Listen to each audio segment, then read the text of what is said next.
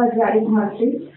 আমরা চাইবো আমাদের নতুন প্রজন্ম যেন সুন্দরভাবে খবরটা দেখে, কারণ খবর শুধু রাজনৈতিক চর্চা নয়, খবর কিন্তু আরো অনেক কিছু জানায়, সেগুলো তাদের জানা কিন্তু লাগে। সেই জানাটা যেন ভালো জানা হয়, তার থেকে যেন কিছু খারাপ শিক্ষা না পেয়ে তারা খবরের চ্যানেলটা বদলে অন্য চ্যানেলে না যায়। সেটা শুধু রাজনৈতিক চর্চা নয়, সেটা আমাদের সাংস্কৃতিক জগৎ হোক, সেটা আমাদের সিনেমা হোক, সেটা আমাদের যে কোনো জগতে হোক, আমরা যেন আমাদের মাতৃভাষাকে সুন্দরভাবে আগলে রাখতে পারি, সেটাই আমাদের একমাত্র লক্ষ্য।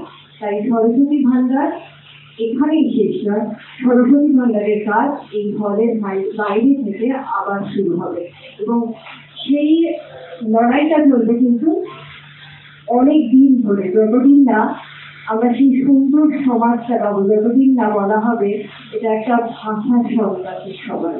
আর সেই যুদ্ধটা আমরা যেমন করবো, ওখানে আপনারাও নিশ্চয়ই আপনাদের পাশে পাবো সেই আশা করছি। কারণ এই গরমে যখন আপনারা আমাদের পাশে থেকেছেন, আগামী দিনেও আপনাদের এইভাবেই পাশে পাবো। সেই ক্রোধ বা রাগকে বহিঃপ্রকাশের জন্য শুধুমাত্র মুখ খারাপ করতে হবে, বাজে কথা বলতে হবে, গালির ব্যবহার দিতে হবে, এই সংস্কৃতিটা আমাদের এই বাংলায় রবীন্দ্রনাথ, নজরুল, সুকান্ত, সুভাষচন্দ্র বোস, আমাদের বিনয় বাদল, দীনেশ, সূর্য সেন, আরো কত মানুষ, কত বিভিন্ন দিকে বিভিন্ন ধারার মনীষীদের এই বাংলা, তাতে একেবারেই কাম্য নয়।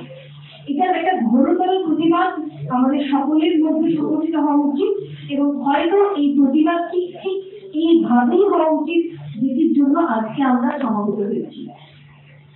একই রকম ভাবে আমাদের পশ্চিমবঙ্গে শুধু গালি নয়, একটা আরেকটা সংস্কৃতি যেটা আমি না বলে পারছি না, আমরা যারা এখানে রয়েছি বা বাইরেও রয়েছি, আমরা হঠাৎ করে এটা বলতে পারি না যে আমরা একটু নিরপেক্ষ বলে কোনো শব্দ আদৌ হয় না।